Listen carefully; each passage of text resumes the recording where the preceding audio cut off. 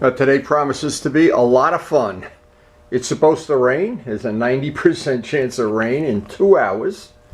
And so what I thought I'd do is I'd really not fool around and try to get the red on Steve's tank if I can before it rains.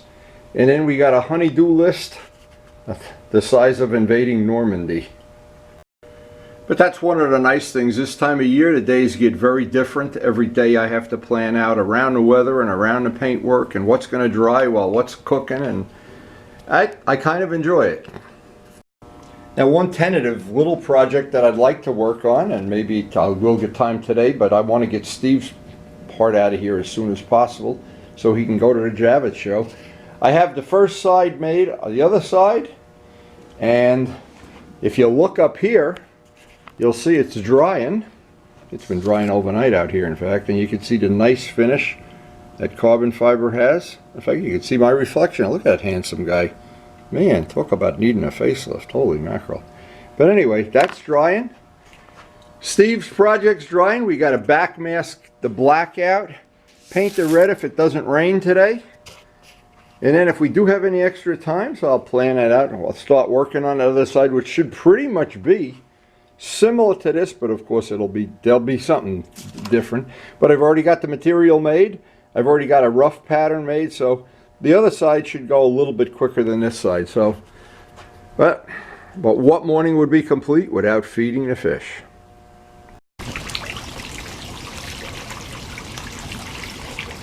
Do you think they care about Turbo Steve's tank? Feed me. It's pretty funny. We're already in the part of the year where you wear your long underwear out to feed the fish, and look, we've got flowers, still a few buds. Not a few, there's quite a bit.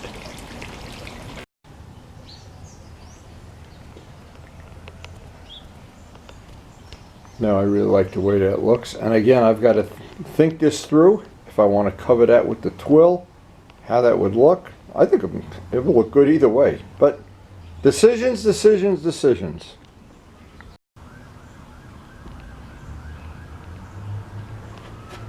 I still say that's the part Kawasaki should have made. Now, while I'm having my coffee here, I'm thinking, I talked to Karen about this. Now, replicating a small little gold arrow, see, because we're going to paint that gloss black, this is one piece, and this line is exactly parallel to that line. A very small little arrow. I may make a pattern up somewhere later today while Turbo Steve's tank is drying, and that's what I like about doing photo shoots, because I can sit here and look at this endlessly and see things I might want to do. And if I have, I'm going to order carbon fiber today. I may want to make the kick plates out of carbon fiber. Another nice little project. Anything I can do to personalize the bike for not a lot of money and nice little touches. Another thing I want to get rid of is this. I want to get something to take the place of that. That doesn't match anything. Again, I think that's one of the little errors Kawasaki made.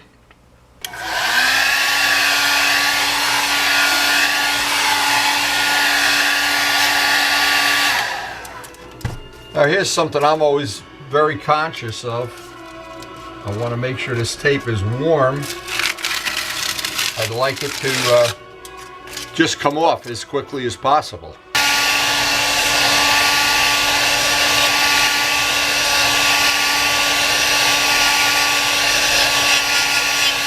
Time you warm the tape up, you stack the deck in your favor that you're not going to be pulling up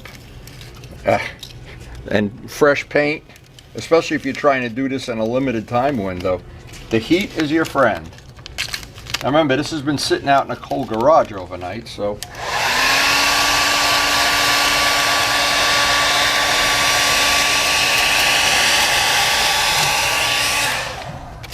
and always pull the tape up slowly. Not like that 40-year-old virgin thing. The heat is always in your favor. Now, I'm going to do the exact same thing I did yesterday. Just back mask off the black. And now Turbo Steve bought a new can of red. I hope it's going to be an exact match.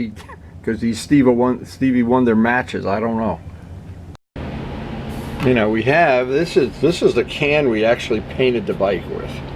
And I know I think we have enough to do the red. I'm pretty sure we do, but here's the thing. When he bought this, I think we bought an extra can because I've got, no, he's got a brand new can of black anyway.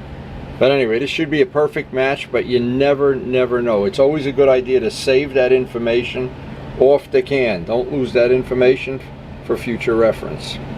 Now to show you how I try to stack the deck that I'm never going to run out of gold. This is really funny. I bought some more gold pigment, and they sent it 3 jars at a time, then 1 jar at a time, 1 jar at a time. I know they were using up the bottom of the barrel somewhere. So, but I really do love this color gold. That color gold is going to make this a pretty special project. And I got an email from John already this morning. He already found out, he made a mention that some of these were not the right aspect ratio. And I had, this is the one I think he was concerned with.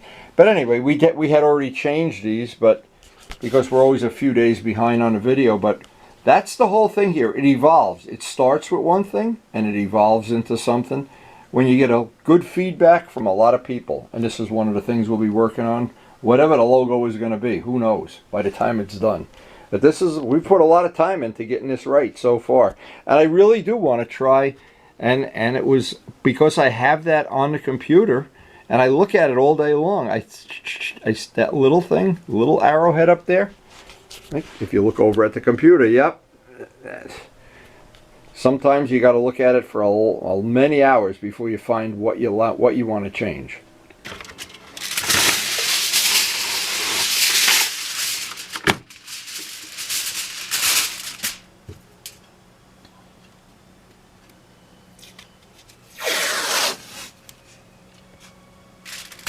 I always try never to forget to thank Walt Prey for, the late Walt Prey, for sharing some of this very useful information. One of the things he shared with us was using tinfoil to backmask.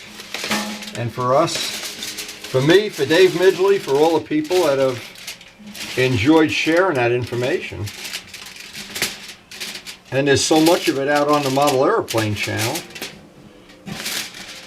I think I've got 1,000 videos, 800, I don't know, Paul's put so many out there. And thank you, Paul Taylor, for sharing that information. Anyway, this is what we're going to be sharing right now. We're going to try to get out there and beat the raindrops, but that is such a good technique for backmasking, so much better than, I don't know what's in second place. All right, all that's left is to tack rag it down and see if we can get this color to match. It's the same paint from the same can and we're spraying out of the same gun. Probably won't match with the challenge. If it was easy, there'd be a lot more people riding around on historic bikes. But it's never easy.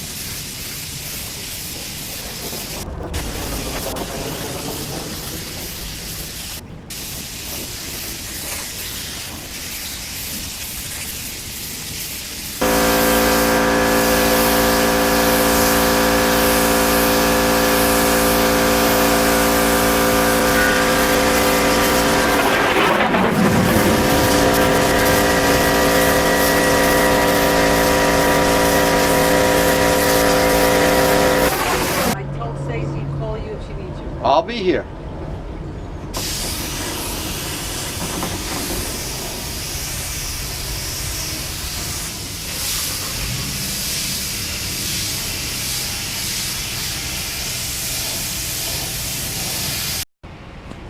Well, we really lucked out with the weather. We lucked out with the paint. It looks like exactly the color, in fact.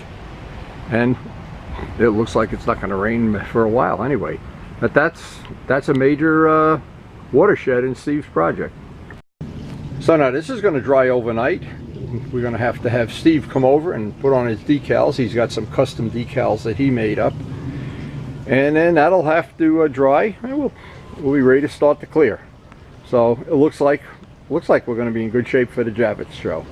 Unfortunately for me, the way the day played out, Karen just told me the day is going to be a very short day, and it is a very short day. But absolutely, we got mission accomplished. And I always feel like even a short day is better than a long day on Rikers Island. So I hope you enjoyed the video, and thanks for using red paint on Turbo Steel. I think that's going to be a perfect match. Anyway, again, thanks for watching.